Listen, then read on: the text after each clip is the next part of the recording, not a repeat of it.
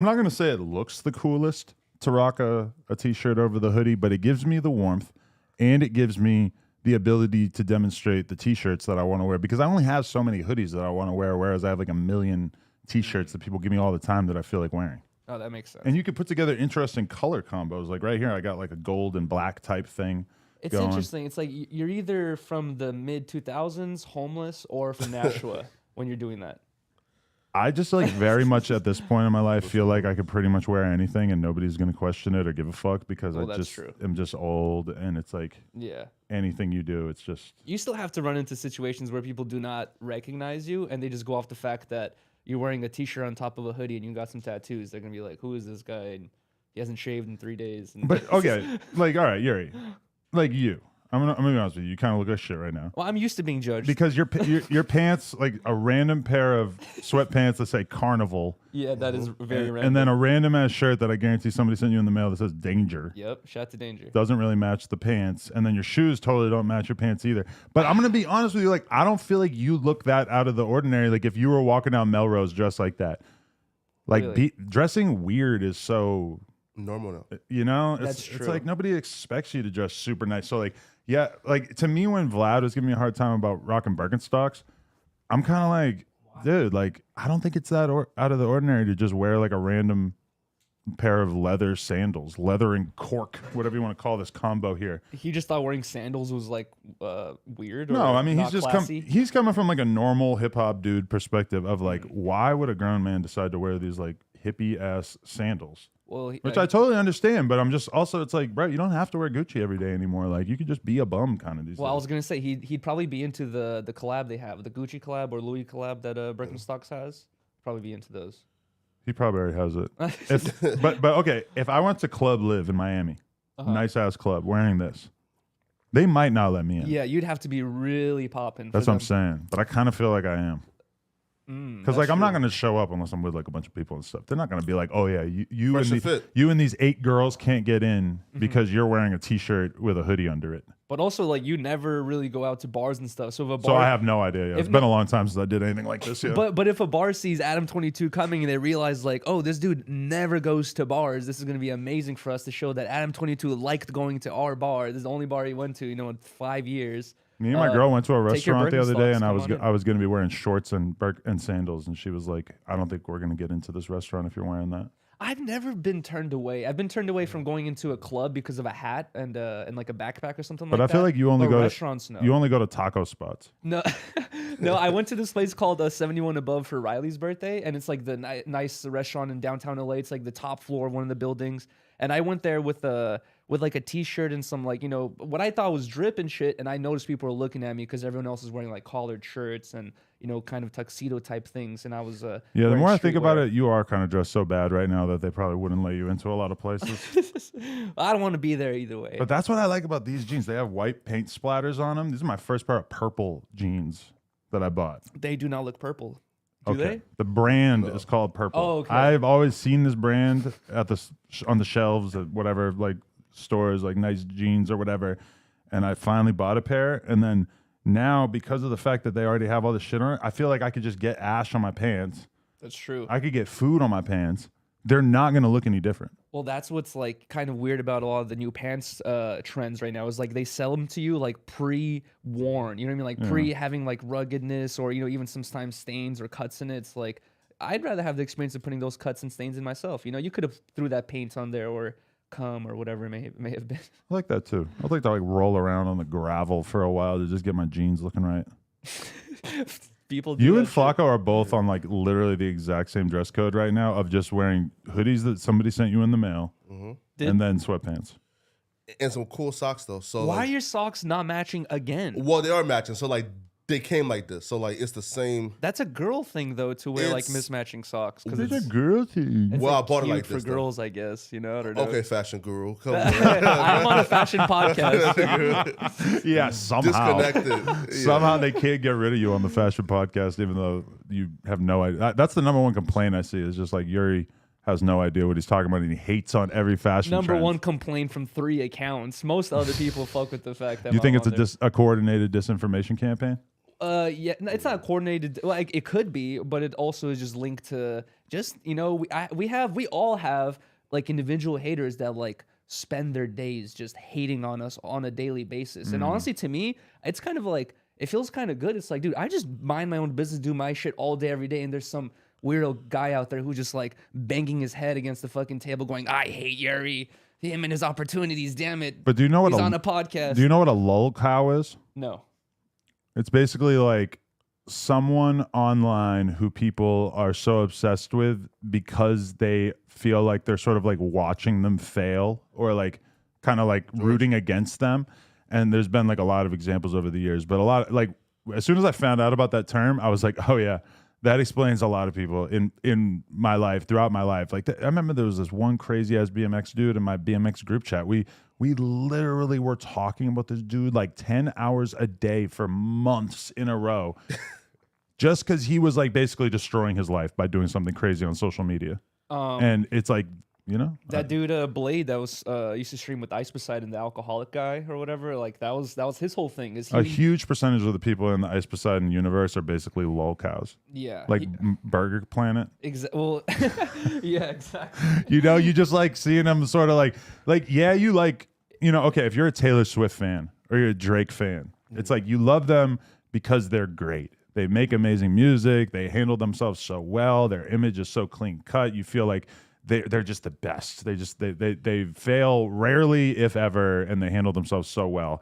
And then on the other hand, a lot of people, even in the No Jumper universe, people like to watch them because they feel like, oh, this is an insane person who is clearly controlled in some way by the chat or the comments or whatever. Mm-hmm. And by watching him, I can have even more fun because realistically, if you're like a Drake fan, like what, you listen to music, you can't interact with his life or affect it nothing in any you way. do could ever affect him. Exactly. Whereas they feel the total opposite about some people in this universe and many others. That's true. Well, do you feel like they have an effect on you with like things you do potentially? It's like I feel like I have the same hygiene schedule as always. No one's got to me. I mean, that's not the kind of thing that I'm going to give them control over, but definitely like, some things. Like if somebody writes an incredibly well-worded comment on this video, I will probably read it and probably consume the meaning of that comment, at least to some extent. Yeah, that's true. Well, honestly, like I can understand hate comments and hate, people who hate on certain creators for whatever reason, but I've just noticed that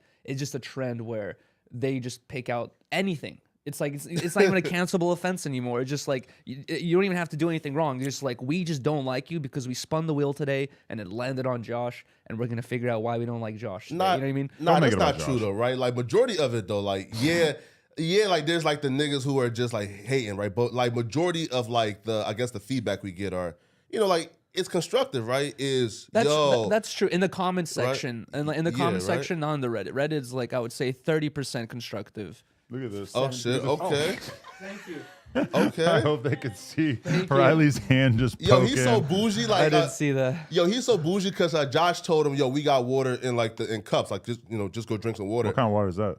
It's core water. I thought we didn't have. I thought we didn't have water. She was already getting. We have filtered water here, and you had to go out and get it. I did bottled water. But that's like regular water. Or is that like some special kind of water? It's just core hydration water, pH purified. I don't know. I really don't pay attention to my water. As Yeah, long as I'm not bullshit. drinking purified water, I'm good. This shit is keeping you in poverty right here, just so you know.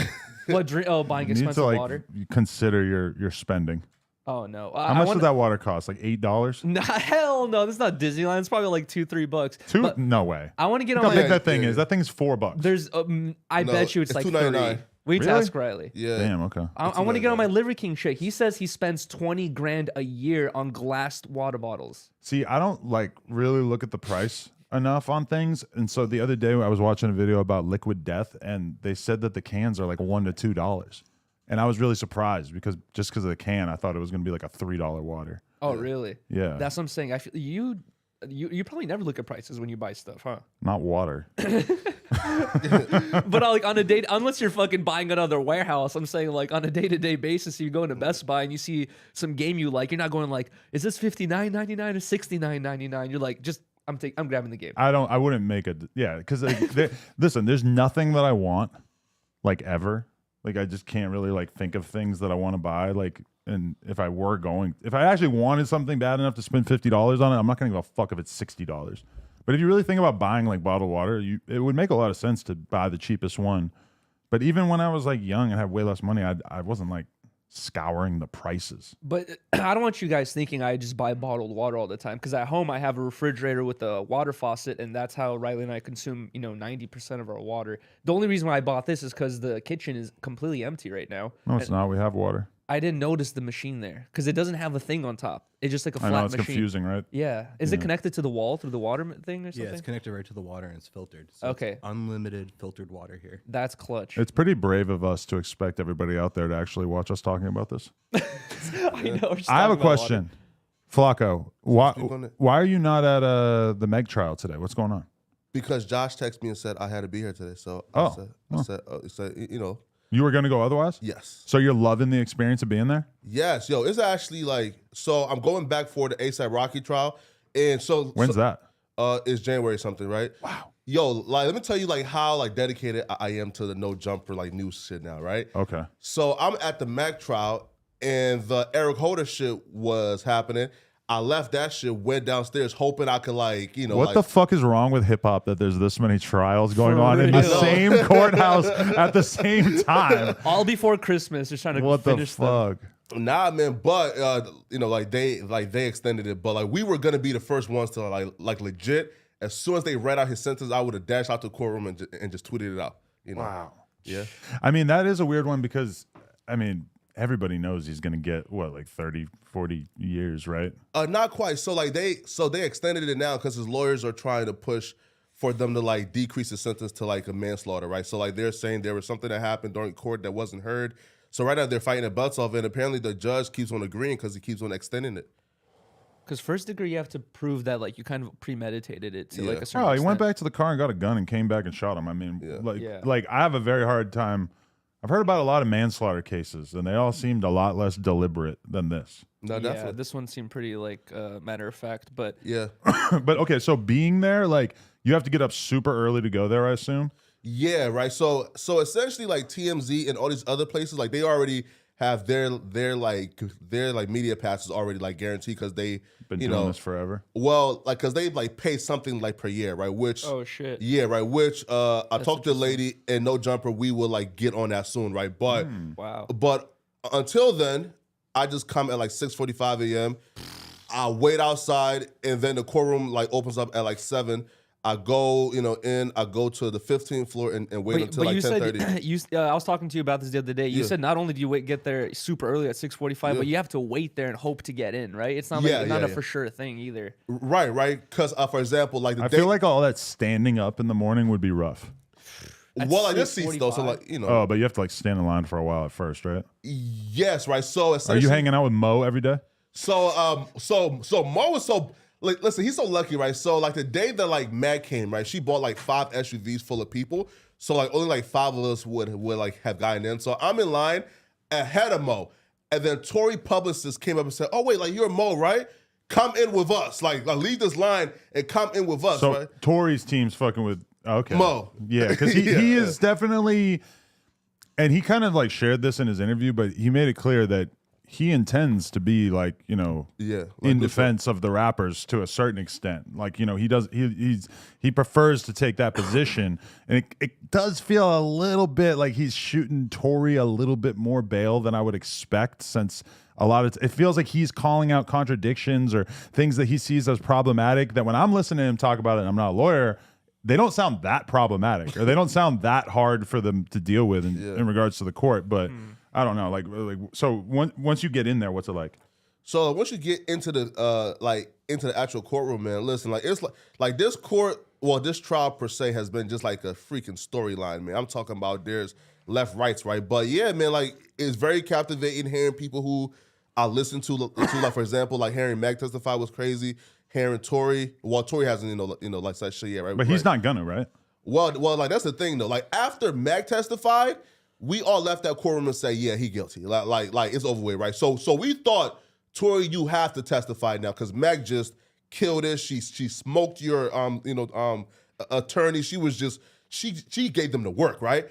But then after Meg, the prosecutors just legit just ruined Meg's entire victory with just bad witnesses. Brought fucking Kelsey is just right. So now Tory don't have to say shit because right now Tory is almost guaranteed a not guilty. You think it's guaranteed? Look, right. So look, yesterday, right? EJ came and the prosecutors and asked them, when you were packing up Meg's suitcase that day, did you see a gun in it? He said no. I seen something that looked like a gun. I never checked though, right? Oh my God. So they said, okay, that's weird. I but bet. And then the prosecutors and asked EJ, Hello, Vashti. right? Hi, Vashti. And then the prosecutors heard exactly what the defense said. So then they asked him, did you see a gun in Megan's bag? And he said, I don't recall. And they said, okay, are you saying you did not see it or you don't remember? He paused for like 45 seconds, sounding super sketchy. I don't recall. And then the defense said, all right, so where did you put her bag that night? I put it in the back of Tory Lane's security guard trunk. And then they pulled up the crime scene right footage and said, hold up now, bruh. Is this the same suitcase here with blood that's located in the center console that you put in the trunk? So now they're trying to like lead them into, okay, so there may or may not have been the quote unquote crime weapon, right? In that bag, but you put the bag in the trunk and for some reason Megan moved it or Kelsey moved it and brought it up front. So that just, it's like they're just essentially trying to say that Kelsey or Meg brought that gun and Kelsey used the gun on Meg, which is a sketchy. You believe this? No, fuck no.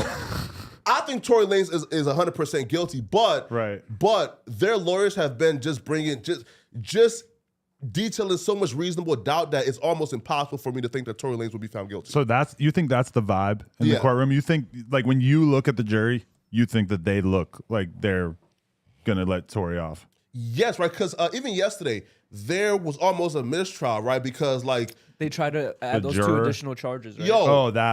Right, that, and then the juror was in the elevator with Tory and his team twice on Friday and on Monday.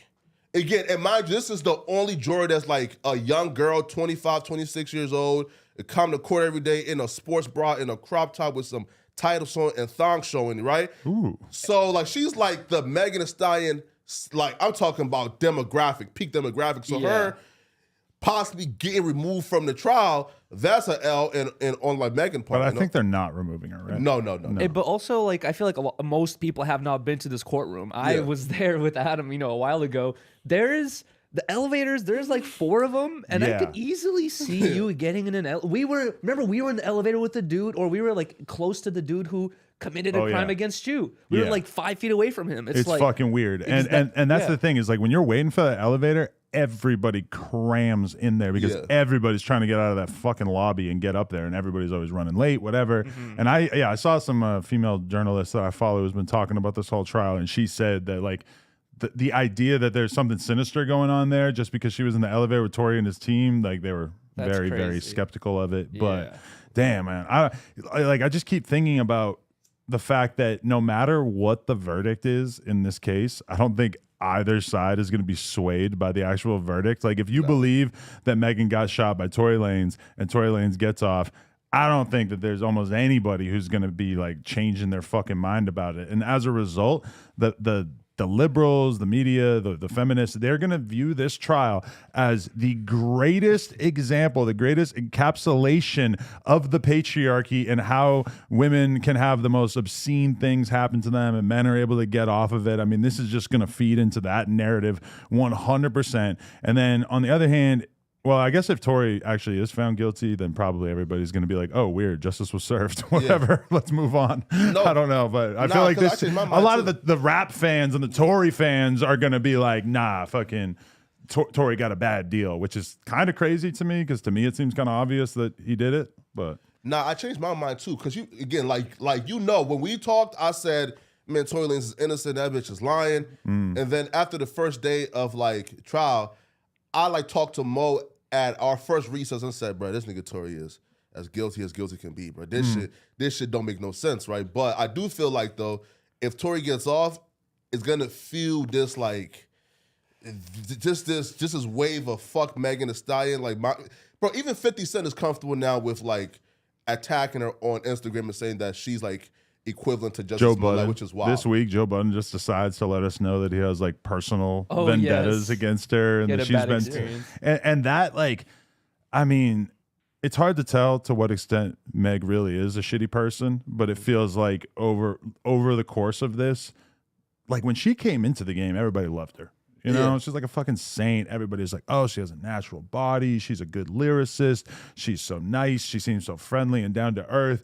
But And she was known for drinking and riding the boat and giving drinks. She was known for partying and drinking for sure. okay, But but I she- mean, there's nothing sinister about partying and drinking. But that was her right? main. She kept denying that she was hella fucked. Everyone's saying that she was so fucked up that night she had to leave, and she's like, "No, I Yeah. wasn't. I wasn't drunk." And But I everyone's don't saying even she see why was. that matters that much. Like, even if she was drunk as fuck, it's like, yeah, it still seems like she got shot in the foot, right? Because that EJ dude said that they had like an absurd number of bottles there. And like the way he was talking about it from what I read made it sound like almost each person drank a whole bottle of liquor. Yeah. And then when I read that, I was like, oh, these rappers drink on a level that I am very unfamiliar with. No, definitely, I right? can't wrap my head around that. That's a lot. Yo, but the one part of the story though that nobody is talking about, which is just like a side story, is how Kylie Jenner was perfectly okay with like sliming out her like baby daddy. So apparently, like Kylie told Meg, "Yo, invite Tori," and like she kept reminding Meg like almost every hour, "Yo, is Tori coming? Is Tori coming? Is Tori coming?" And then like when they left, Tori and Kylie was at the house alone. Megan got jealous and said, "Yo, turn the car around." And like once Megan entered back into Kylie's house, apparently like they just left the door open. Like once she entered back into Kylie's house, she seen something that made her so upset that she started having an intense argument with Kylie and Tori, and then Kylie told her to get the fuck out. So Bro, Damn. yeah, listen, I don't talk about Riz a lot, yeah, but Tory Lanez must have Riz out the asshole and his because dick getting crazy too. you know that. Who told you that? You've experienced this? He was fucking like Kelsey and Megan, and No, had to be, that's what I'm saying. Yeah, come on. Kylie Jenner, Kelsey, Meg, Iggy, Oh man, like probably a million fucking other girls that we don't know yeah. about.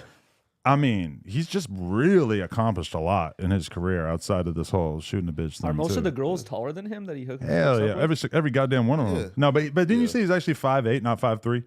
He's not that short. Listen, he's like, bro, yeah, I was mad as fuck, right? Because like I'm thinking like I'm finna see like Shot Glizzy, right, like 5'2", 5'3". Right. Bro, Tory Lanez is normal height, like he's like 5'8", 5'9", like at peak with the shoes I remember on. him being really short, but to me, Yeah. somebody who's 5'8" or 5'9" is really short. So I'm not like necessarily, Yeah, as but like aware of it.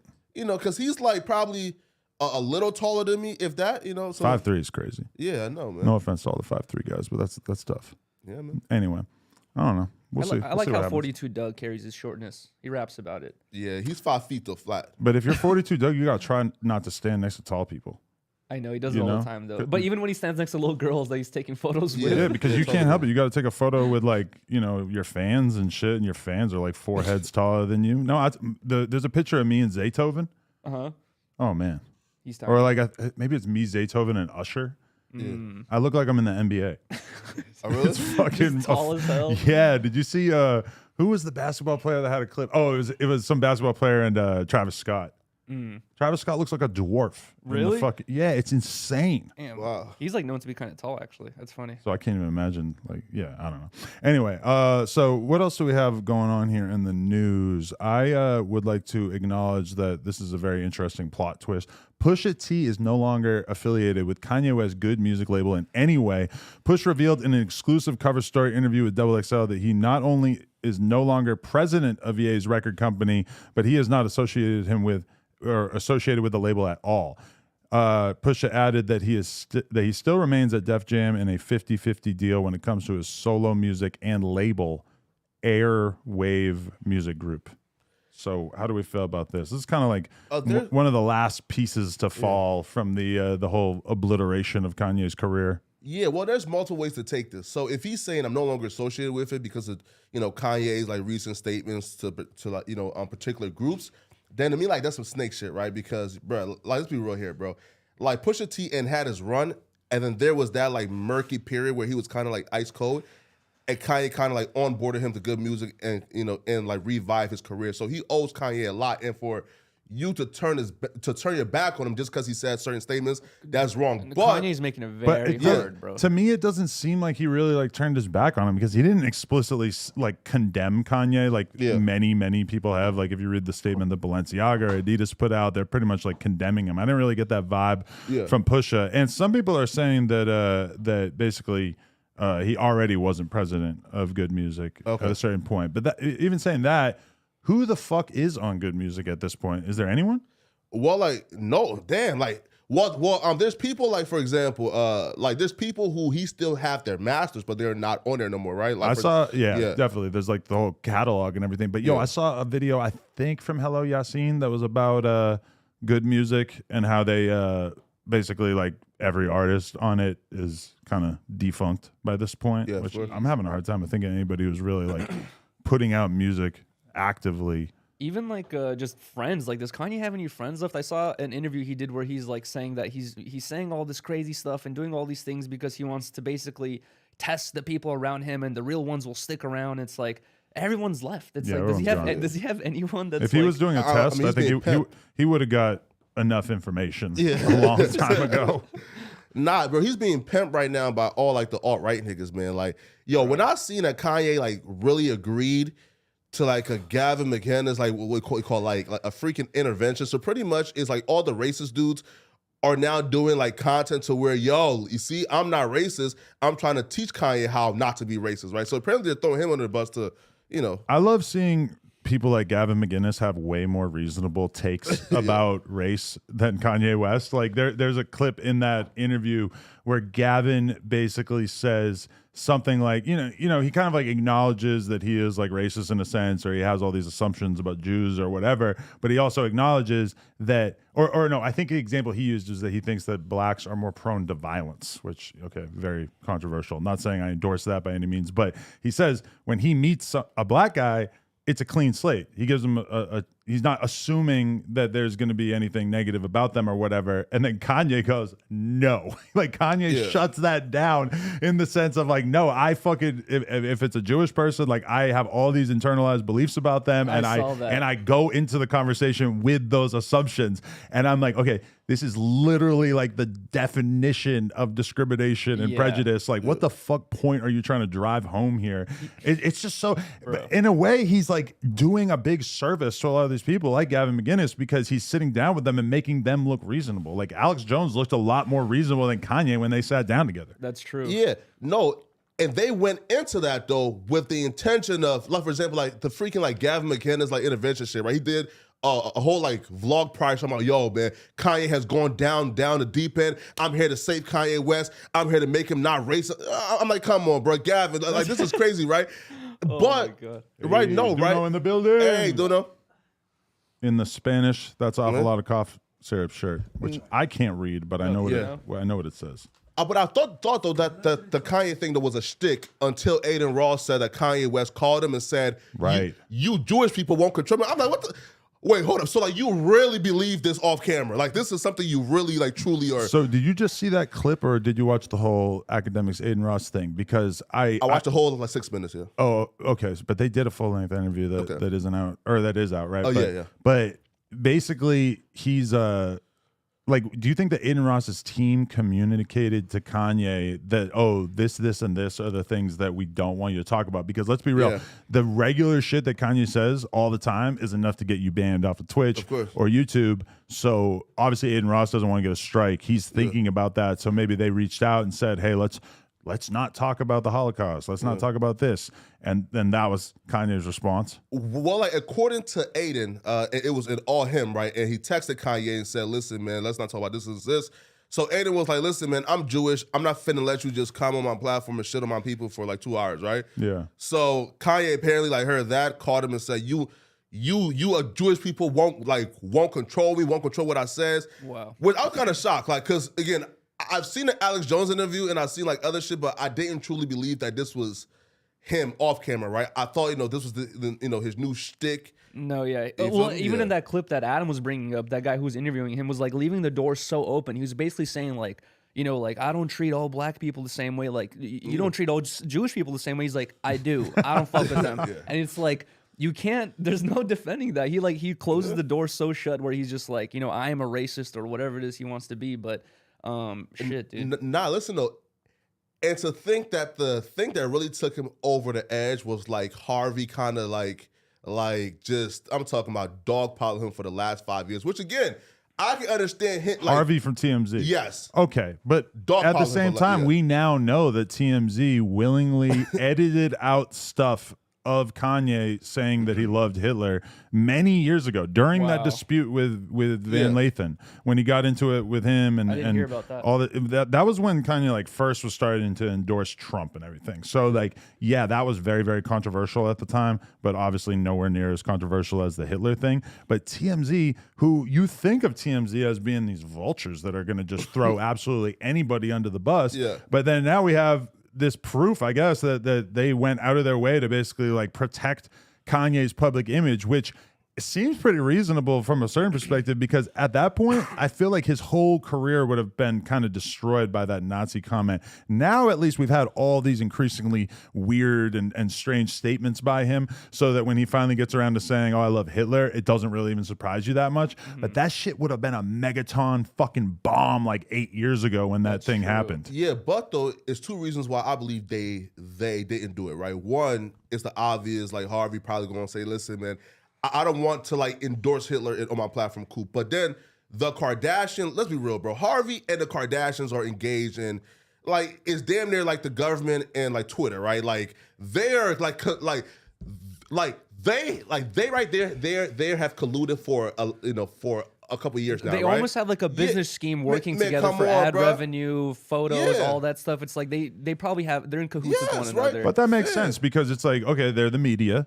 And then, or TMZ's the media, and the Kardashians are essentially content creators, and they're super advantageous for TMZ to have a good relationship with. The same way that there's all kinds of rappers that people would be like, "Oh, that person is super good friends with No Jumper, so you guys go easy on them, or you like help them to roll out their projects, or you do whatever." It's like, if you have like a media company and then a bunch of famous people, it's just kind of inevitable that if they don't hate each other, that they're going to end up working together to some extent. Yeah, but that's different from, okay, like we're cool, right? I can put out like good press about you, and then like using your relationship with TMZ to then like kind of dogpile Kanye the last couple of years during his whole Kim divorce, right? Like, right, like they very well picked a side during that whole conflict, and to me, that's kind of like effed up, and maybe that will send Kanye in like over the edge, right? Because if you have one of the largest media companies in the world who's ran by, let's say, a Jewish guy, and he is deliberately making sure he's dogpiling you and put out narratives about you. This is my thing. No, it's crazy. The media is capable of creating narratives about celebrities. Yeah. I think that now, and very much when the Kim/Kanye divorce was going down and there was all this stuff in the media and everything, it definitely seemed to a lot of people of like, oh, they're trying to paint Kanye in this negative light. And Kim is actually the villain here, but she's being presented as this angel, whatever. Now, given everything that we've seen since then of Kanye in the media, doesn't it stand to reason that a lot of those people should probably go back and re-examine some of their takes from that time period? And when I say people, I'm talking about probably like certain people on the No Jumper staff who are, willingly defending the fuck out of Kanye. Now that Kanye has done all this stuff that I think everybody can agree is basically indefensible, can't we then also look at the divorce and say, okay, he was probably being equally ridiculous and out of hand. We don't know. We don't know what Kim had to deal with. You know what I mean? She was probably hearing these Nazi fucking. She's been silent Hitler through all statements. this. She, like at night before they go to sleep, he's probably telling her like, "Hey, Hitler's not too bad. Like, good night." And she's like, "How do I deal with this?" Like, she's probably been like keeping a lot of shit secret for a long time. Whatever she knows about him is 100 times worse than Exactly what we know about him. And honestly, it's like a lot of people. I'm one of those people who I like to call out, the Kardashian family, or at least Kim Kardashian whenever possible, because I think it's funny or interesting. But that kind of does show some sort of like, good character, traits to be able to fucking hide your husband's fucking weird Nazi, loving phase. Actually, that is a good point, because that means that she wasn't so horrified by his Nazi loving that she shut the relationship down.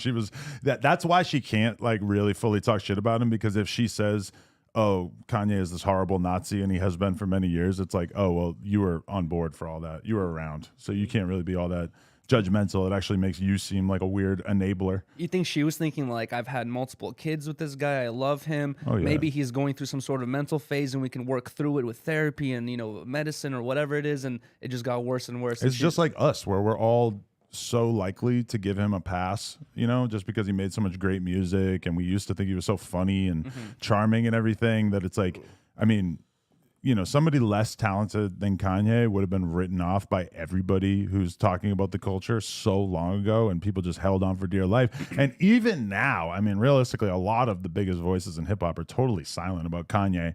Whereas, if Jack Harlow said something positive about Hitler, I'm pretty sure everybody in hip hop would come together to fucking condemn them, right? Yeah, immediately. Yes, but like I feel like black folks we don't be giving a fuck about like nobody else's issues but ours, right? So like I feel like hip hop is probably one of the most selfish like genres ever, right? So where like a lot of us probably won't even give a fuck that like Jack Harlow said that about Hitler, right? No, people would definitely care, I feel like, especially Jack Harlow's fan base. Black rappers? A lot of Nah. white girls and Black girls. rappers, hell nah, bro. Right? Like I don't see it. There are certain gangster ass rappers who would probably just be like, fucking whatever, Jack Harlow, cool, I don't care. But I feel like a very large percentage, it would be worse than like everything that's happened to the baby. Like what the baby did was like way less offensive than what Kanye did. Yeah, of course.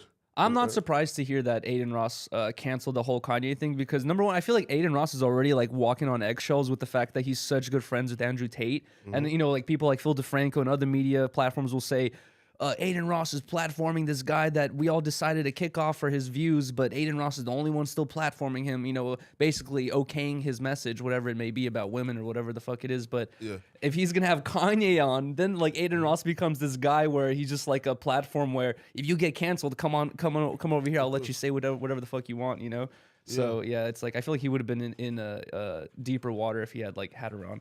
Yeah, nah, I hopped off the Kanye bandwagon when he, dissed Rosa Parks. At that point, you know what, bro? I'm good. But Like, what is he reading, dude? Like, I'm so curious. Like, he's getting this information from somewhere, dude. Check this out. Breaking news 32 minutes ago, liked by Adam22.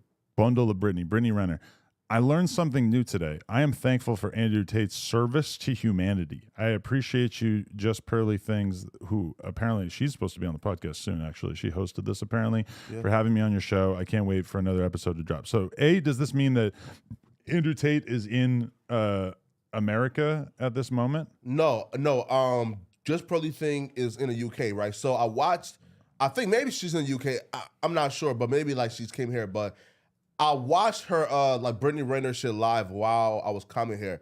And essentially like the whole thing was like, do you regret being a 304, right? Like That's what he said? No. So like Just Probably things and like Brittany Renner was having like a discourse back and forth, and essentially Define 304 for me. Okay. Right? I was confused too. I was like, what is? Oh wait, just because backwards it's Yeah.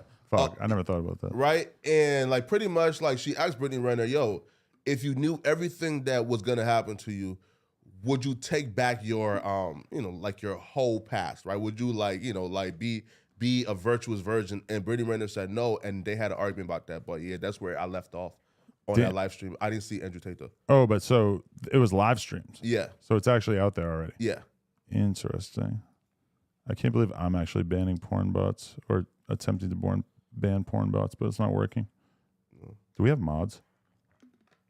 Somebody needs to.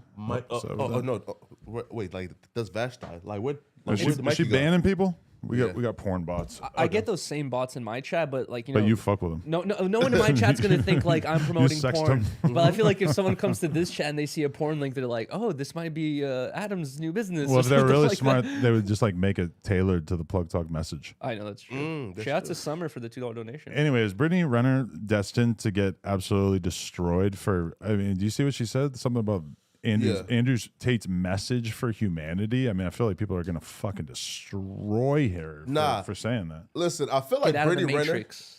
I feel like that's her only like other option, right? Because right now she's an enemy. I'm talking about like she's enemy number one of the red pill guy, the number one example of You think women. Brittany Renner is? I feel like she did the whole fresh and fit academics, no jumper tour, and everybody ended up kind of liking her. And I felt like that was sort of the end of her being painted as the devil in this whole world.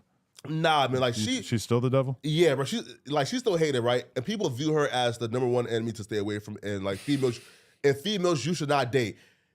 If I she now kinda starts agree with praising that, right? Andrew Tate, come on, now listen, we fucking with you, Brittany. You feel me? Like we fucking with you. Listen, man, she took the Andrew Tate pill, man. She fucking with it. I tried to get her on the Sharp podcast, and she was like, I'm starting my own podcast. I'll have him on it.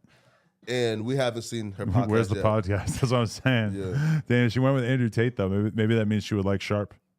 Yeah. Well, I felt like I maybe, wonder right? what, like, I've never seen Andrew Tate talk to girls like on a stream or whatever. Like, is he harsh like that? Is he like go in? Nah. So I was watching like a Fresh and Fit, right? Like where like Andrew Tate and Myron was there with the girls, and it was like good cop, bad cop, right? Where like Andrew Tate was like you're wrong. Here's why. And then like she started getting rowdy. He was like, listen, just apologize and everything will like be all right. Myron like, bitch, you stupid, get the fuck out, right? So like Andrew Tate has like the opposite of like Myron, right? Where Myron is like, I'm talking about strict Muslim, fuck you. Andrew Tate is more so like he can coerce a female, you know? I gotta watch this. I gotta see them together. What? Who? Brittany Renner and fucking Andrew Tate? That's like incredible to me that's even happening. Yeah. Now, I'm not sure if Andrew Tate was on the Just Probably Things podcast Well, she just posted saying that they did the episode together. Oh, okay, man. Yeah, then you feel me, right? Because like I stopped watching when she was just talking to Brittany by herself. Stop paying attention to this conversation too, apparently. Yeah. All right, so this is the other big Pusha T headline that we have. Yeah. Pusha T on Drake's subliminal disses. I love it. Every time I hear a new subliminal in one of his songs, it just lets me know how deep it hurt him, because it's been 4 years now and we still talking about it. He is. I don't. I'm cool. But every time it's a subliminal, I'm like, yes, it burns. It still burns. It lets me know. I love it. Jeez. On the other hand, Push explained that he doesn't think Drake will ever release a diss track towards him in the future. We should see. I don't know what he'll do. At one point, that's contradictory. Would he jump out the window and he want to say, I took it too far? Then he going to tell people, tell the label, tell Jay Prince, my God, it's a lot. With all that being said, it's like I'm not interested anymore. I'm just really not. Elsewhere in the interview, Pusha T revealed that he is working on a new album. We probably already assumed that. Anyway. Bro, give it up, man. Like, give it up, yo. What are you talking about, though? He's saying that he's giving it up. Yeah. This right here is why I'm all for never sparing a nigga. Meaning, when Drake say, you know what, yo, Jay Prince, I love you, nigga. So you know what, bro, I'm going to spare your homie. I love you. Bro, Jay Prince told Drake, listen, bro, this shit you about to drop on Pusha T and Kanye, this shit going to destroy families, nigga. Don't do it. This shit really going to have niggas on the top of the bridge ready to jump. Don't drop this, please, for me. Yo, big homie, don't drop this. Drake said, you know what, bro? I'm going to spare you. The big homie said, don't do it to you. I ain't going to do it to you. Now, niggas can talk like this 4 years later because Drake decided to have fucking empathy on niggas, right? Bro, it's fucking sick because he know this shit, though. He know that Drake had a shit in the stash that was going to destroy all these niggas, and Drake spared this nigga, Why do right? we know that? Why do we know that Drake was going to be able to destroy Pusha T? Well, one, Drake told us on LeBron podcast that Jay Prince told him blah, blah. No, right? Like, don't do it. And then two, Jay Prince said it himself. Yeah. Three. But how do we know that the diss was going to be so powerful that it was going to have this effect on Pusha's career? That seems like a lot to assume. I mean, according to Jay Prince, after the first listen, he said, Drake, please, I'm begging you, don't drop this. If you're saying it's going to destroy families, it obviously has to involve like some personal behind the scenes I'm betrayal. saying that what could destroy Pusha T's family? I mean, talking about fucking Pusha T's wife. So, you know, but, okay, like, yeah, you, but you know, you like never know. You know, like if that was a thing, don't you think that? Okay, if it was like that, don't you think that there's like another way that Drake could get that information to surface? Yeah. Like, I just kind of like, I don't know. I mean, yeah, I assume that if Drake really wanted to go nuclear on Pusha T, that he would be able to do some damage. But I don't know that he would be able to just like kill shot him and just destroy him. Nah, I definitely feel like Drake won round one, right? And then Pusha T came back with round two, dissing Drake's family, et cetera, and Drake never responded back, right? So one, I don't see how people give Drake the L in that particular battle when like round two never happened. Drake just disconnected. But now two, do I think that Drake knows, again, bro, if Pusha T could find information on Drake, I'm sure 100%, bro, Drake got 100 million. He could find Pusha T's biggest skeletons and legit just expose the fuck out of him, right? So if Drake spared a nigga, then why even like do interviews like this? Because yes, there will always be subliminals where folks can say, okay, he's talking about this person Well, and that person. what kind of Ignore interview? it. What kind of interview was it? Because I'm sure it was just like a regular Pusha T interview, and of course the interviewer is going to ask about the Drake thing. That's what I'm saying. It's not like he's bringing it up. It's not like, it's the same way where anytime I ever have beef with someone, if I go do an interview, I know they're going to try to bring it up because they're always trying to find a headline. And it's like, of course, if you're going to have Pusha T on, of course you have to ask him about Drake. You have to at least try to get him to talk some shit about Drake, right? Unless he like forces you not to beforehand. Anyway, this is confusing to me, so we're going to live read this article on Billboard.com so we can understand. Drake, 6ix9ine, and more rappers listed as potential witnesses in X's murder trial. A defense attorney listed a handful of notable rappers, also including Quavo, Offset, late Migos rapper Takeoff, and Joe Budden as witnesses in a court filing. So what the fuck does this mean? This move stems from unsubstantiated internet rumors that swirled following X's death in connection with Drake's 2017 beef over what the late artist believed to be a ripoff of his flow from his breakout track Look at Me on the OVO rappers KMT. A year after the drama, a story was posted to X's Instagram page that read, "If anyone tries to kill me, it was at Champagne Poppy," tagging Drake's Instagram handle. X claimed his account was hacked, and 4 months later, he was killed in Deerfield Beach, Florida. Wow. At a Thursday hearing reported on by the Miami Herald, prosecutors called the move a stunt, and Broward Circuit Judge Michael Usan demanded answers in writing as to why the superstars were relevant. This is also what I was wondering. Prosecutors also noted that the defense did not provide addresses where the notable celebs could be served subpoenas or any contact information. So what? They're in trouble for not having Drake's phone number. It is apparent from the deliberate late disclosure of the defendant's witness and comments made between the parties that the defendant intended to surprise the state and create a trial by ambush.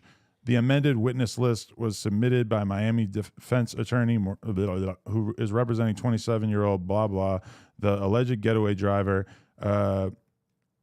They denied the claims, blaming delayed depositions. These are high-profile people, and it's not easy for me to subpoena. I don't have numbers, but it doesn't mean I won't be able to. Trying to subpoena Drake is not easy. You need a drone. See? That's what I was thinking. This is a non-story, right? Like, Nah. There- The All-Star rappers being listed as potential witnesses does not mean that they would be obligated to show up to court. Their appearance would be contingent upon whoever providing relevance, which remains to be seen. Yeah, I mean, this is kind of confusing to me because, all right, like the Drake one is kind of easy to hone in on what that could be about because there's always been this little conspiracy theory that Drake had X killed because he was talking shit about his mom, which, I've heard people try to put the pieces together on how exactly that might have worked, and it's a struggle fest, to be honest. But then Quavo, Offset, Joe Budden. Yeah. What the fuck could Joe Budden possibly have to do with this? Quavo upset jumped X though. yeah, exactly, a long time ago. But that has nothing to do with the Drake situation. And how are they witnesses? And that's so what I was Just confused. because they previously had a physical interaction with him. Here's why though, right? It's like kind of like the Tory case, right? Like where like his defense comes and they're given like different storylines that could possibly be it, and say, listen, my client didn't kill X, and here are alternative theories. And then based on those like alternative theories, they now have to bring people who can say, listen, Right. Oh my god. Drake could have killed him, Migos could have killed him. Okay, And but here are the theories. as extreme as it seems, like, okay, the Drake thing, at least you're like, okay, so they're going to try to make the argument that maybe these guys were paid by Drake to kill him. Like maybe they would introduce that idea to sort of muddy the waters. I guess that's like imaginable, but doesn't seem like it would really go too far. But then how the fuck do you land on the Migos and Joe Budden and 6ix9ine, who clearly had nothing to do with this in any way? It's just sort of bizarre. When I saw this on the news, I'm like, how the fuck is this a real story? Yeah, this is. Yeah. It feels like a complete non-story. Well, here, so like 6ix9ine, I think I understand more because I think like 6ix9ine like spoke about how like him and X like talked about the various beefs that X was going through, and it talked about like how about Drake, about the Migos, et cetera, right? So maybe 6ix9ine could come and testify towards his beefs with Drake. Oh, whether it was like official beef or not. Now, and all that stuff. now Joe Budden, I'm not sure. That would be such a weird case, and I feel like a waste of taxpayers' money because it's just like we know who did it, we know what happened. Basically, seems pretty clear cut. Yeah, I mean, it's just about the weirdest thing that you could ever imagine. Is that like Billboard's fault, or is that the fucking attorney's fault for filing such a weird ass false claim? Billboard's gonna report on it, you know what I mean? But like, why would that lawyer do that? Like, that seems ridiculous. Bro, listen, like the goal is once you go to court, you trying to paint as many alternative theories that could have happened and your client being innocent. So, But is this like a new style of handling a murder case? Because I don't like remember this being necessarily how most of these situations played out. Yeah. I don't know. Let's talk about this. Whack 100 checks academics over Gunna snitching allegations. So it's still like very much up in the air what the public fallout is going to fully be for Gunna, in the sense of like how ostracized is Gunna and the rest of YSL going to be from, you know, the hip hop cool kid club as a result of all this alleged snitching. But so these are some voices that I guess we could sort of see weighing in on it. Okay. That's funny that 6ix9ine has a song called Kiki. Here we go. I guess we won't really know until he drops a song, right? Yeah. We see how it does and what the comments say. And has he dropped anything on Instagram or Twitter or anything like that? No, but I talked to like Brick Baby yesterday. That's like Gunna's How's he feel about friend. And he said Gunna did not snitch. Yeah, but he's like literally in the same gang as him, so he has to say that. But what was his justification for it? And he's pretty much saying like, yo, like one, he has not testified yet against Doug. Two, being in a gang is not illegal, right? Meaning like a gang is defined as people who work together, right? I think in like California it is. I think in Yeah. California you get extra charges for being in a gang because it is where? illegal. Like to be a part. Well, I think it has to be like a criminal gang, probably. Yeah, That's what they're right. saying. Right. But he did admit to that. He said that yes, we use our music money to commit crimes such as murder and other things. He said that. It's like, Are we gonna be able to hear this? Can we put us in the corner? Oh, bro, that's crazy. We're gonna be able to hear it. We can't hear it. No. Yeah, I can hear it. we just have to change the audio output. Dun dun dun. Dude, my cat fucking took a shit on my mouse pad and I had to throw it away. Are you serious? Yeah. You can just wash it out. I feel like you probably do all kinds of things that involve cat shit. No, I thought about washing it out and I was like, no, there's no way you're getting this out of the fibers. I was like, it's over with. Yesterday morning, I worked out and then I played poker for like 10 hours and continued to work on this history of no jumper video, and then forgot to shower. And then when I was laying in bed last night, I was thinking, oh, this is disgusting. Did you think of me? No, I felt like I don't like really think about that much, but yeah, I was just like laying there with like a full like 2 days worth of disgusting filth on my body. No, yeah, that's gross. But I also just got done watching Alone, and they all like don't clean themselves for like a couple months. Alone? I never heard of You it. ever heard it on Netflix? No. It's basically like 10 people, and they just put them out there in the woods, and they just have to like survive. Oh shit, that's fucked. And they have nothing except like a bow and arrow and like a tent. It's like a reality show, and whoever survives survives. And a lot of the people are like, one guy in like 2 months, he lost like 90 pounds. Jesus Christ, they have to sign away their lives basically. Like if I die out here, There's bears, there's like scary animals, there's fucking like you have to fish. And so like, you know, they'll like fish like all week and then catch like one fish I want to do this. that has like 500 calories. Oh in it. my god. And it's just like, whoa. Like, could you imagine if I asked you to just eat like one fish for a meal? Like that would be pretty, like a little fish, like not even anything that special. But bro, it's basically like a starvation show. It's actually amazing. I wouldn't think that you could go that long without food. I've been, some dude did a year. He just set a world record. Some guy went a year without No eating. food? He was drinking tea. Yeah. Was he super fat? He was very fat. There's a photo of him before the year and after the year, and he lost like 200, 300 pounds. He was very skinny afterwards. Well, that's one thing you realize from watching this show is just that, you know, life is basically just like who has the most fat. Like you could just win the contest by just going in there fat as fuck. But he was still, like I said, drinking tea, and I think he said he would eat a sugar cube every now and then. Sugar cube. Yeah. That was All right, Josh, play this. Let's see. May start the conversation now. Hello. Yeah. What's up? You tell me. Just fuck up. What you doing? Right. Huh? What you doing? Crying my eyes out. Yeah. You ain't got to cry, man. You know, it's all right. These folks come out, I done shot and killed somebody, man. What? Yeah, that was it say on the thing. It say accused. It say I'm the one who I don't know. This shit crap.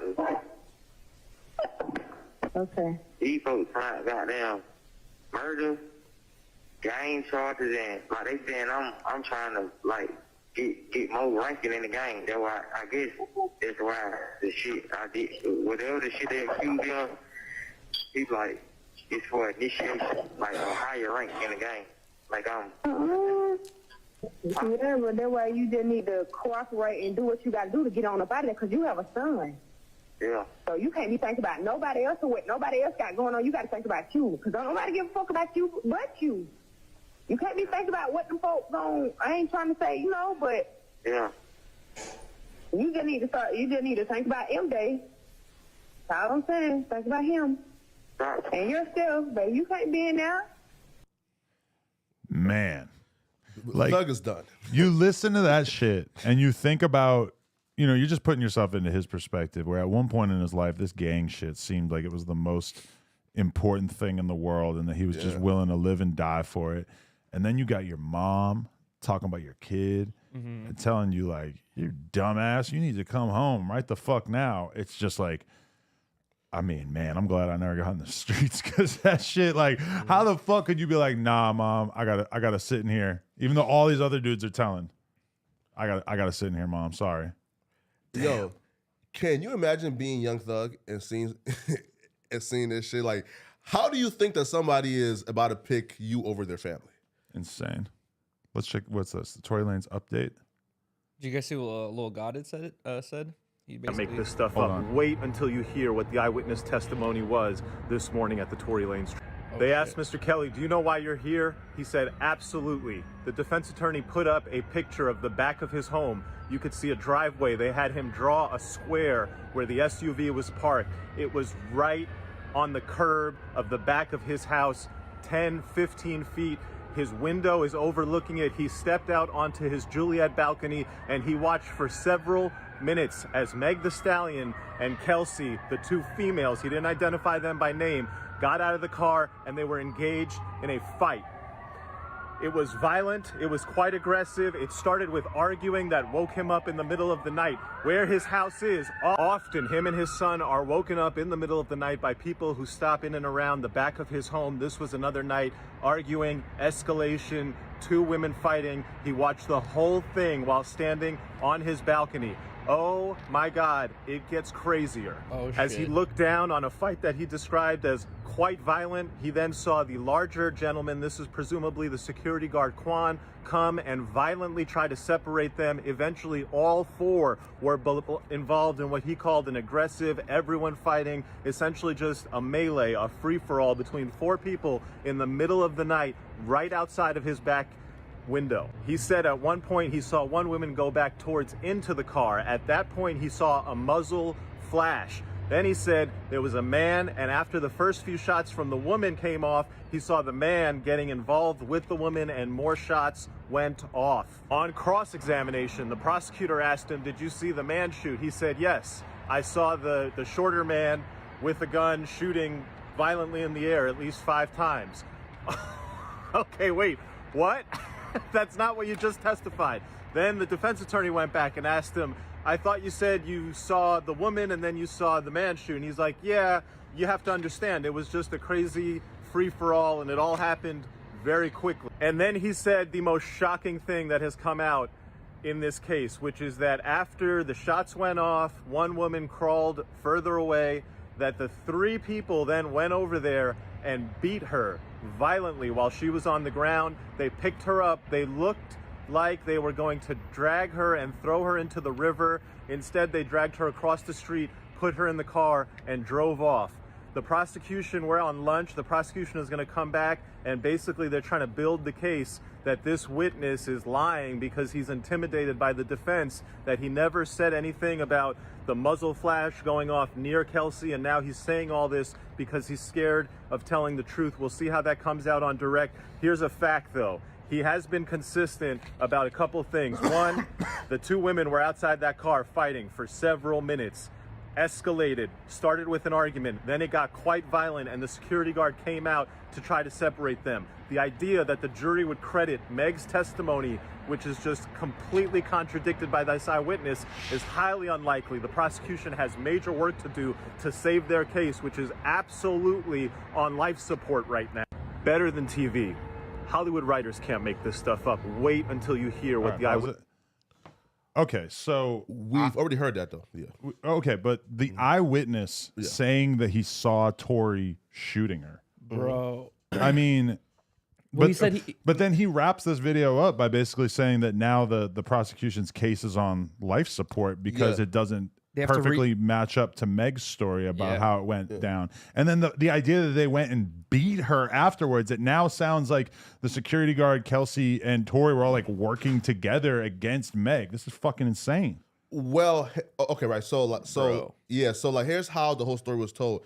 So, and he's saying that Kelsey went in, grabbed a gun. He didn't say Kelsey. He said I saw a girl Yeah. go in and grab a gun. Yeah, It could be which would've Megan or Kelsey. Nah. Because Megan got shot, right? So like, right? But he said that they at first there was like a scuffle over the gun. It went Of off course. a couple times. Yeah. What if that was like Megan grabbing the gun and they're fighting over it, or it could have been Kelsey grabbing the gun and them That's fighting not. over it. I don't think that's what he was saying at all. Yeah, right. So so he's saying that Kelsey went in, like, grabbed a gun, and then the muzzle flash like went off, and then after a struggle, Tory Lanez got control of the gun and shot in the air 5 times. He said, but then how do you shoot in the air 5 times and then bullet fragments hit somebody's foot? Exactly. You know, so that would means that Kelsey, who fired the first couple of shots, that she was the one who hit Meg. But then again, they only found 5 like bullet like cartridge, right? So how is it possible for Kelsey to shoot, a couple times initially, and then Tory That's shot true. 5 times, Yeah, right? him saying that Yeah. he shot in the air is bizarre. Yeah. because that makes. But you're saying that he said that Yeah. Kelsey shot first. Yeah, yeah, if you replay it, he yeah. says that. What the fuck? They said that she grabs the gun, or not Kelsey, but he said a girl grabs the gun, and then a scuffle initiates, and the muzzle goes off a couple times. That's where a gun could be pointed at the floor at someone's foot. But then later, they didn't confirm whether Tory got the gun or not. They just say that the dude just said he saw Tory shooting into the sky 5 times. So maybe Tory had his own gun, and that was a separate gun. There could have the been two. idea that multiple people had to shoot at Meg the Stallion is just so hard to wrap your fucking head around. Bro. Yeah.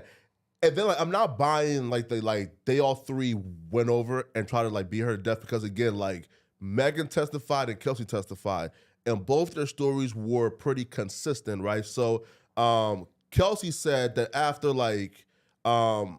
Meg got shot, she went over to try to heal her up and try to tend to her, and then Tory came over, right? And then according to Meg, once she was shot, both Kelsey and Tory came over to try to help her out and get her back in the car, right? So this story of Jaquan, Tory, and Kelsey came over to beat her to death. No, That's crazy. yeah. That's the craziest part. Is Yeah, they that's apparently cap. all came. Wouldn't she remember this, or was she Yeah. just so drunk, or did she get knocked unconscious? But she got jumped. hold on, Basically, is what he's saying. Are we in the corner? And juror number Check the subscription for the update on what's going on with the juror. One juror was excused today. I'll tell you what I think about it. We're also going to be doing the verdict live. I'll take you and show you what I think are the key scenes, so make sure This you check out motherfucker. that subscription. Always trying to get me to subscribe. Don't miss it. You're going to... He's like an OnlyFans girl now. Oh wait, hold The on. verdict is tomorrow, right? So we got to be there. What the fuck? The verdict is tomorrow. I think so, right? Yeah. We're not. Are we logged in on the Twitter? Probably not. That's gonna make looking at this a pain in the ass. But oh wait, she hasn't even been tweeting about it today. No. and we're not gonna be able to look at it anyway because we're not logged in. But damn, that's crazy because We beat her every day, though. She's been updating a shitload. Yeah, I just been kind of. Yeah. I've been reading a bunch of different reporters because it sort of gives you more of a full idea of all the different perspectives that are out there. Oh, yeah. And then one of the guys like that, academics, screenshots and shit and post every day, called James Quell. And he actually fucks with No Jumper and would love to come on, you feel me, and talk about the case, I'm curious Afterwards. why did Meg not from the start just started blaming Kelsey? It seems like she started blaming Tory from the very beginning, but that's where the story falls apart. It's not just Tory's fault. It was like a group thing, apparently, right? Because, like, Why she didn't she just stated- say, I got jumped and someone shot me, dude? I don't know. Because she stated that when she turned around, she seen Tory Lanez with the gun in hand shooting at her, right? And that's where he may have been shooting in the sky, and she Yeah. assumed he was shooting at her. Right?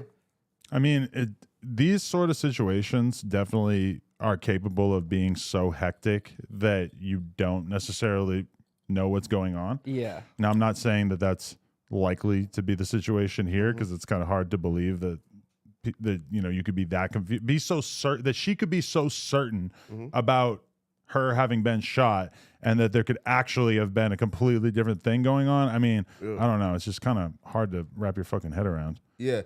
And I think the juror that got like dismissed today, I believe that should be juror number 39, because she was the only one that the defense and the prosecutors both had and like issue it. And then I think like towards the end as well, like they talked about how juror, I think it's like 60 something, and she had two doctor's appointments on Thursday and Friday and won't be able to come to court. So they might have accused her. So, Jeez, dude. you know, so if... Can you imagine just getting like a fucking jury duty letter in the mail, and then you show up to court and it's fucking the Megan Thee Stallion, Bro, I Tory wish... Lanez case? You're like, oh, Man, fuck. bro, I wish I could call like jury duty, right? Can you imagine being a jury for a murder case? Hold on, I have two important updates. Number one, Patrick CC made a whole video about Lil Kelpie. Oh, wow. So Patrick CC at this point has a pretty big channel. So the fact that he made a video about Lil Kelpie, I don't think we're not gonna be able to watch it right now, but that's fucking hilarious. And then also look at this, Cam Capone, big church on how he made $1 million from OnlyFans, et cetera, et cetera. Yuri, I'm gonna kill you. Sorry. You piece of shit. But yeah, so we got all of the No Jumper alumni doing big things. We got this full length big church interview. Do you got it in you to watch a big church interview without Sharp screaming over him the entire time? Josh says no. Yeah, Josh I don't got it in. know. I'm not that interested. I've I never guess. heard him speak though. Well, he Big church? He came in. They did the whole thing. He was having a hard time getting his thoughts out. Oh yes. We could put it like that. Dude, yeah, Patrick CC is doing a good job with this whole investigative reporting shit and just like, history, just talking about people and stuff like that. He made a video about Fulcrum, how Fulcrum blew up.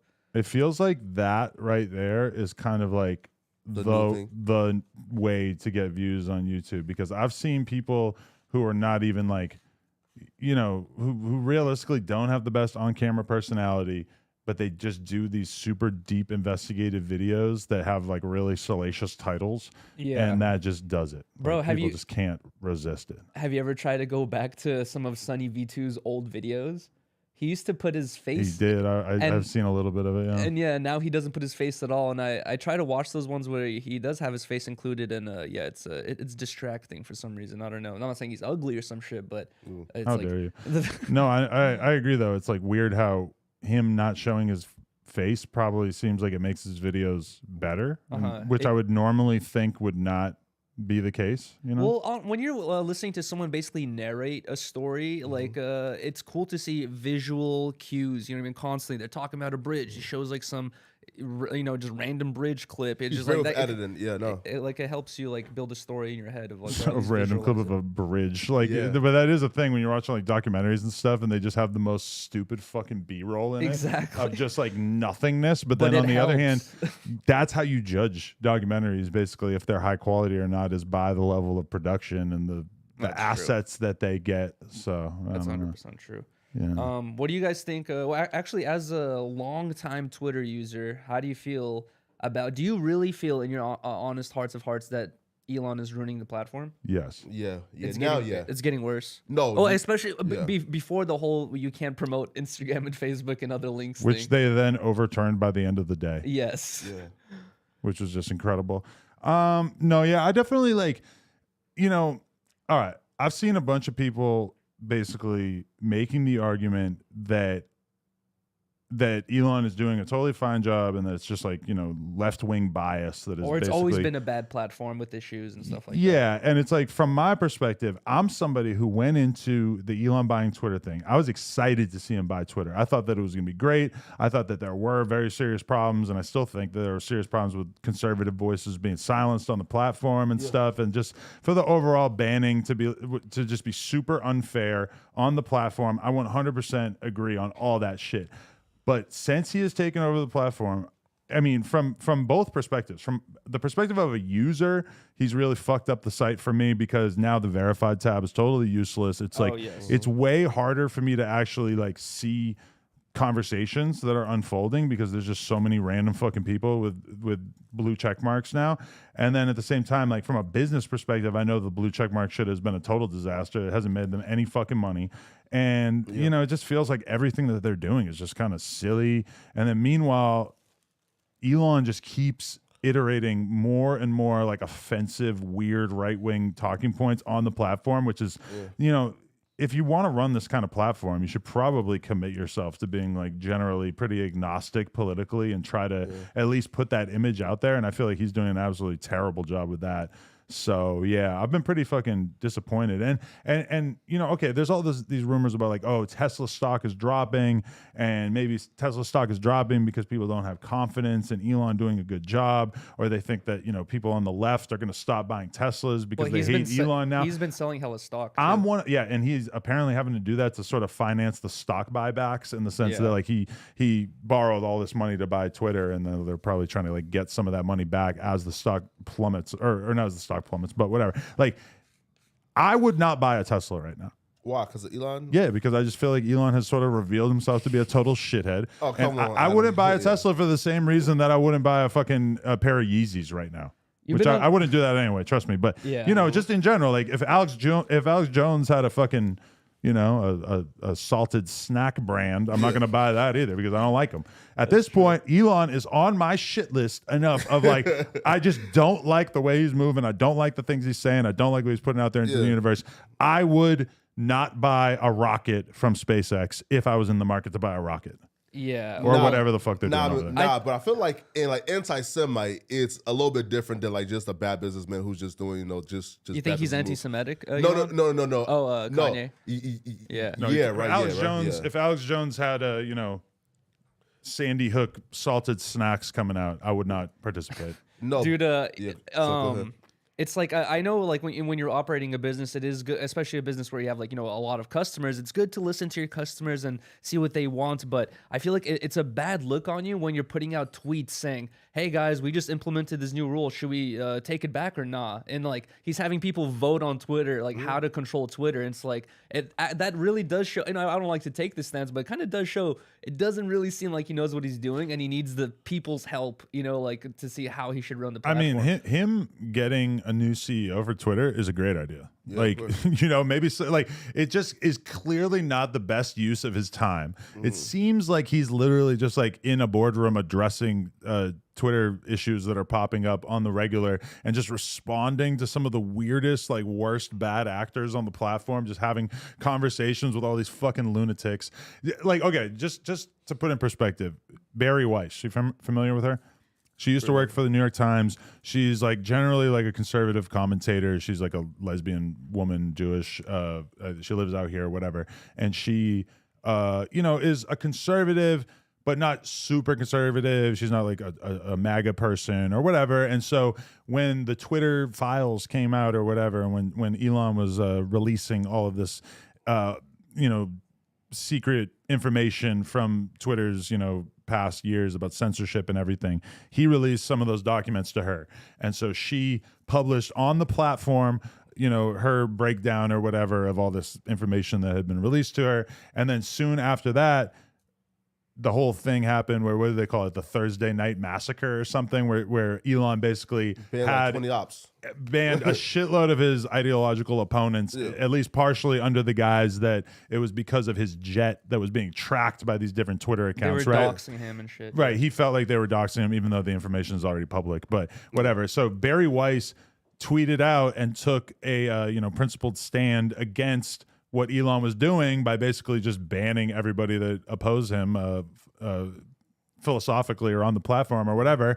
And he responded to her and basically told her that she was just trying to look good to the left, and then he blocked her. Bro. So he gives her access to this huge treasure trove of Twitter's secret data, and then she takes one stance against something else that he did, which, let's be real, the vast majority of people on Twitter took issue with him, feeling like it was fair for him to delete all these people, because this was like the same wash of people that got taken out when he basically said that you weren't allowed to like link out to other social media platforms or whatever, which is another decision that was massively unpopular. But her just stating that much, like, he was basically expecting her to have this extreme loyalty to him.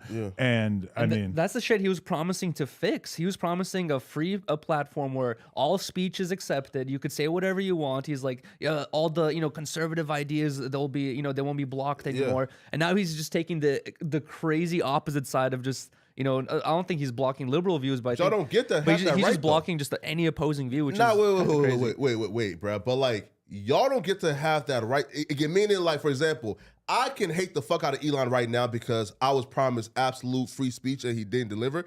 But y'all who was okay with just conservatives just giving their opinions on certain things, like for example, like nobody wants free speech on Twitter.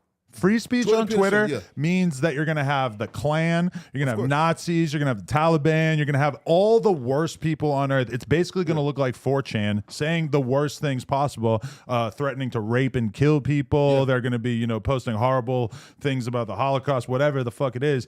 It's like nobody actually wants pure free speech on their Twitter platform, because if you actually wanted that, then you would be on 4chan. And you're not, because you don't want to have to worry about seeing fucking cat porn while you're scrolling through 4chan. And even 4chan has some fairly strict moderation policies to deal with all of the things that essentially emerge from true free speech, because true free speech is going to have people posting all kinds of illegal shit. Child porn, fucking beheadings, murders, whatever, It's not free. I don't think that comes with free speech. I think that comes with like an anonymity with being an online person. It's just like you create a Twitter account, you just write Joe Schmo, and then you could say whatever the fuck you want, and people love doing that. And there's many people who do that all the time. And I guess Twitter is a platform, and it's fair for them to want to have some selection in who they allow on the platform. Now, the thing about Elon is just that he's basically allowed massive amounts of basically hardcore right wing. I'm not going to say racist or but like people that are at least on the fringes of the far right allowed back onto the platform. And then meanwhile, he's basically looking for any option that he can find to ban people who seem like they're not even on the far left. Well, he's banned a lot of fucking Antifa people for sure. But then he's also just looking for any excuse he can to ban journalists and shit. He's really... I feel like the likelihood of social media becoming regulated by the government seems a lot higher as a result of the fact that we now have the richest man in the world controlling one of the biggest platforms for communication and seemingly acting in a pretty erratic way, and using it as a way that he could sort of punish people who disagree with him. It definitely seems erratic, but it's does it seem erratic to us regular people who don't have to deal with all the fucking crazy shit he has to deal with, like investors, conservative investors, liberal investors, you know what I mean, all this stuff going on. I doubt he's got any liberal investors. The people attacking you, it's probably so hard to balance and make everyone happy at a certain point. And that's why if you're the richest man in the world and you buy a fucking stupid ass tech platform that's just gonna lose money, you install yourself as the CEO. He has CEOs for his other companies, or I think he's still the CEO of Tesla, or I forget. But he has people running all of his other fucking companies. The idea of him just having a separate CEO, it's the common sense idea, because this is the thing, is that no matter what, if you're in Elon's position here, you're going to be hated, because it's almost impossible for you to make both sides happy at the same time. You ban somebody on the right, the left's going to be hysterical and angry at you, and vice versa. People didn't like Jack Dorsey either. But the thing about Jack is that he was so quiet. He turned himself into this weird Zen yoga fucking guy, where it became kind of hard to really be all that angry about him. And he just faded into the background, and he's working on his company, but you really didn't see him like that. He did everything possible to be as inoffensive as possible. And in comparison, Elon is tweeting out Paul Pelosi conspiracy theories, suggesting that he was attacked by his gay lover. Right. So hear me out. Let me just pitch to you my best option for absolute free speech.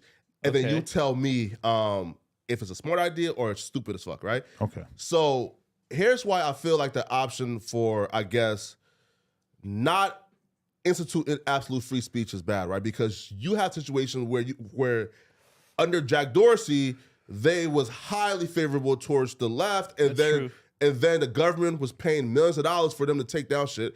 And then on the right, you have Elon Musk just taking down shit just based on his personal opinion. You know what? If you offend me, you're gone, right? So now the big issue is hate speech is being defined by whoever runs the platform now, right? Which I think is fucked up. But how about this?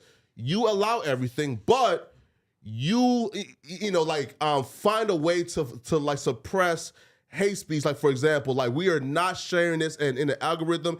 If you want to find this, you would have to go to their page directly, search it up, But and how look at it there. How is banning users who are partaking in hate speech? How is that any different than just suppressing it so that it's incredibly hard to find? Because I mean, you just have to think about what true free speech is. Yeah. True free speech is every single black person who uses Twitter posting and then having massive armies of bots that are posting the N-word and posting pictures of black people hanging from trees, etc. Because that is literally what will happen under true free speech on social media platforms. Is you will have the worst, most racist, most misogynistic harassment of people to a level that absolutely no person in their right mind would ever want to deal with. And so it is like the idea of just having no moderation on platforms is fucking insane. But how you handle the moderation is the question. But the idea that people would want to live in a world in which you had true free speech on social media platforms is just fucking crazy. If you tell me that you think that Twitter should have absolute free speech, all you're telling me is that A, you have a low IQ, and that B, you have not thought about this very deeply, because it just does not. Like nobody in their right mind would want to own a company in which every single time a woman posted anything, thousands of bots were able to just quote tweet her and tell her that they wanted to rape her and kill her. But that's literally the kind of stuff that will happen on Twitter. God damn. If it was real free speech. No, look, right. So look again, like that option is absolutely terrible. It's horrendous. But my whole thing is like the alternative to that, though, to me, is just as bad, right? Is not really, because you could have a fair moderation system by which you can ban people off a social media platform. It's just I feel now we've kind of seen the far left version and the far right version. Yeah. What Elon should do is he should do the thing that he actually said that he was going to do, which he was going to create this committee that would be able to review decisions or whatever. Say what you will about Facebook and everybody, but Facebook has a truth and safety council or some shit that meets and makes big decisions about the platform. The problem is that most of the shit is being handled algorithmically because they just admit that they don't have enough manpower to fucking. It's impossible. It's can you imagine how many people are tweeting every day, every second, and then you just have to have someone going through all that shit? It's kind of I don't know. It's impossible. Right. But right, to have let's say a committee of 7 people who have their own self-invested interests, you know, and their own biases to now make a decision as to what type of speech is allowed and on the platform for let's say 2 billion people.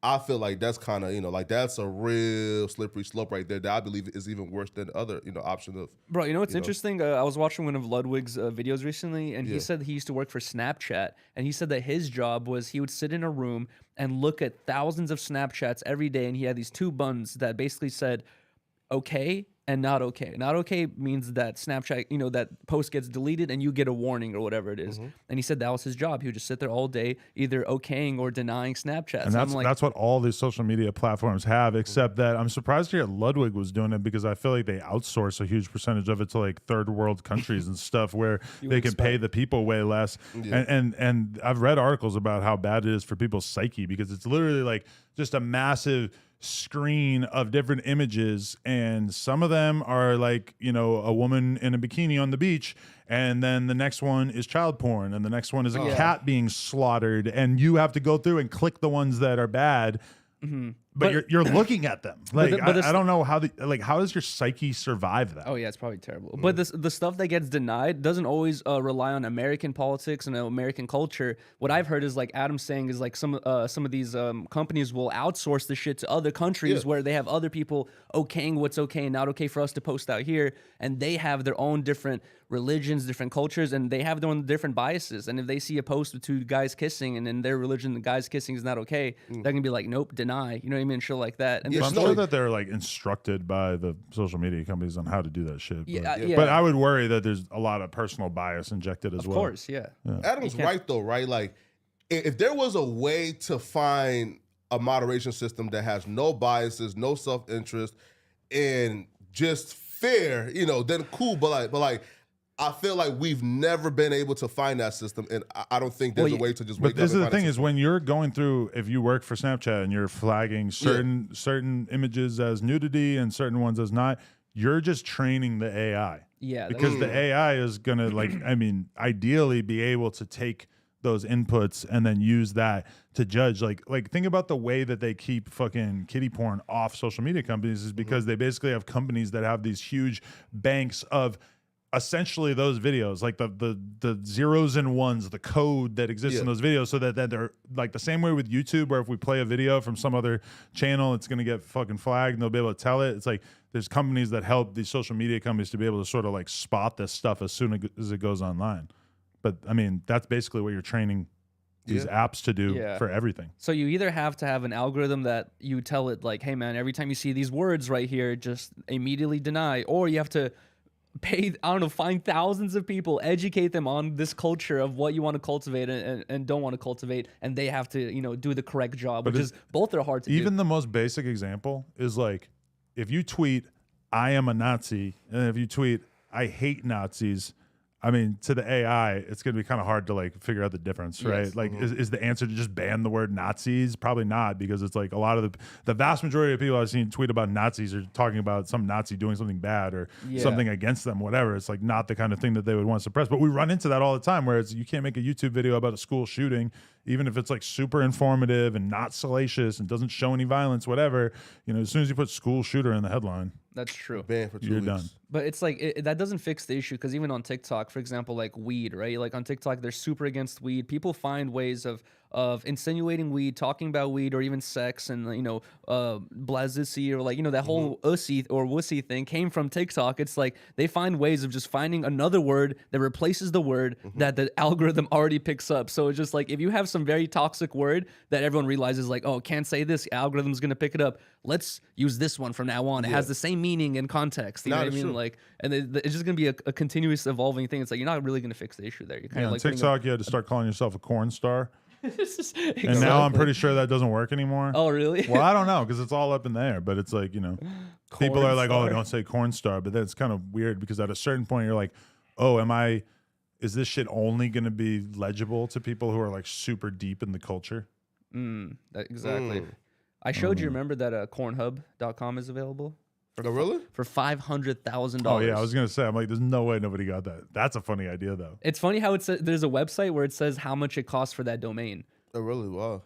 I wonder what I could do for Cornhub. Pretty sure Pornhub owns it. Oh, they own Cornhub? Yeah, because on April Fool's Day, they like switched their domain name to that. To Cornhub? Yeah. That's funny. Don't show the screen, but I'm going to cornhub.com.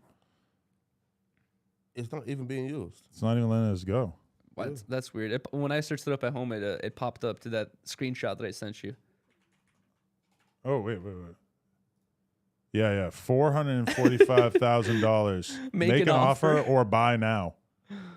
This domain is for sale by Domain Shop. There's so many things that you could do with cornhub.com. You could either like make it a site for people who like eating corn, for people who like growing corn. How many people are just ravagely horny trying to type in Pornhub and accidentally write Cornhub and just get taken to the site? You have a cool T-shirt up for sale, boom, easy sales. The P is nowhere near the C. That's true. It's a problem. I don't know. All right. Well, we covered some news. I think that was probably pretty good, right? Yeah. Yeah, man. Good? Yeah. How much time is it? I thought we were going to be here till 3. I was a little bit worried because I have to do an event at 3 p.m. with Big Chief. We're doing a beanbag racing contest. Where? Where? At Pan Pacific Park. And you're filming this for what, a live stream or something? Yes, it wasn't even my idea. Big Chief hit me up saying, "Hey man, I want to throw an event where I give out hella prizes and all that stuff." He's like, "Are you down to be a part of it and stream?" And I was like, "Hell yeah, I'm down." So It's a sack race. a sack race. What did I call it? Beanbag race. I don't think there's any beanbags involved. There's a sack, right? Like Sack. you're It's a in sack. Yes, it's a jumping. sack race. There you go. That's happening at 3 p.m. I like it. And also, if you guys want to win any prizes and you're in the Los Angeles area, come through to Pan Pacific Park at 3. Yeah. See you guys there. I may have time to make it back to court. That's the Oh. same place where I filmed the video with Lil Xan and Noah Cyrus. Oh yes, I I remember filmed that. a vlog with them. That was my first day at work. Oh really? With Noah Cyrus? I remember that. Yo, how I, old is she now? chilling. I remember I got left at the store, and all you guys went to the park to take those photos, and I was like, damn, that would have been cool to be there. But I got like 2 million views on that vlog, and I felt kind of pathetic even at the time Why? because I just knew that I was like clickbaiting like a little kid relationship for, they were broken up like a week later. yeah, they literally were. And it's just like, oh, I'm like, I mean, wait, how old is she now? It's not like she's that young. 22. She must have been of age if she You was already hanging out. know? Because But Lil's they passed around the industry though. Like, she's 22 right now. Yeah. Look at this. Noah Cyrus, Lil Xan vlog. That's crazy how they used up that little white girl, man. Look at that. How they used the little white girl. Well, actually, I didn't do myself any favors with this fucking title. Lil Xan and Noah Cyrus are in love, and it's so cute. Yeah, that's a long title. Dude, I was gonna do a vlog. Oh man, I was gonna do a vlog where I wore Yeezys for the day because this was right after the Kanye thing, and then apparently Wait, what's Kanye thing? Oh, the Slavery's a Choice? Wyoming. Oh my god, look how stupid these shoes look. I fucking hate. They look small for some reason, like you wouldn't be able to fit them. Oh my god, look how gross. Why do those look so bad on me? There should be a compilation of all the craziest shoes you've worn throughout the years of like This live show that never happened. Oh shit, that's funny. Look at me just having a normal day at the store. What, are we watching UFC fights or something? Well, Josh's first that's day on the PewDiePie. job. Is that Josh from 5 years ago? Oh, Josh's first day. I'm not gonna watch it right now because it's gonna take too long. But damn, Sweet Green.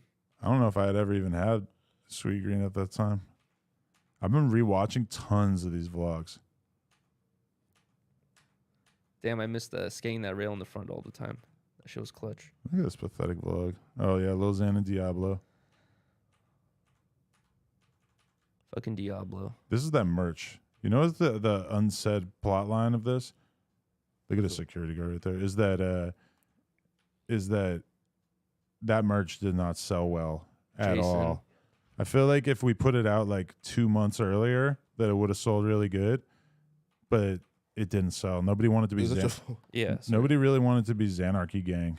I went to a fucking a Goodwill recently, just looking around like for some clothes or shit like that. Not clothes, well, just like random little items that could be cool and shit, right? And I saw a bunch of little Xan merch, dude. Really? Yeah. Shocking. Damn. How is that even possible? Oh, Donnie's in there. Yeah. Just a bunch of dudes standing here. Oh, shit. That's what it Jason. was. Look at Yuri. Holy Whoa, shit, that is me, dude. What the fuck? Look at little young Yuri. This what, like 5 years ago? 4 years ago, according to YouTube. 2018. Yeah. That's crazy. What, I got a didn't- piece of cake right there from I didn't even- 7-Eleven? I didn't Hey! I didn't even recognize myself. Why she got like full makeup on in bed? I don't know, man. I've been watching so many of these Well, things. your vlog. She probably knew this vlog's about to go insane. She's like, I can't just have some bed face at the end of the vlog. I bet she didn't have any fucking clue. But anyway, all right, that was good. We're going to be back on live at 6 tonight for the No Jumper Show. Facts. Shout out to everybody. And this merch is available at nojumper.com. Facts. Thank So you guys go- so much go for check letting it me out. be a part of this. This was fun. Yeah, man. Yuri Gang, Yuri Gang. Shout out Vashtai for helping with the titles or Yes. the topics and everything. And yeah, we'll be back on at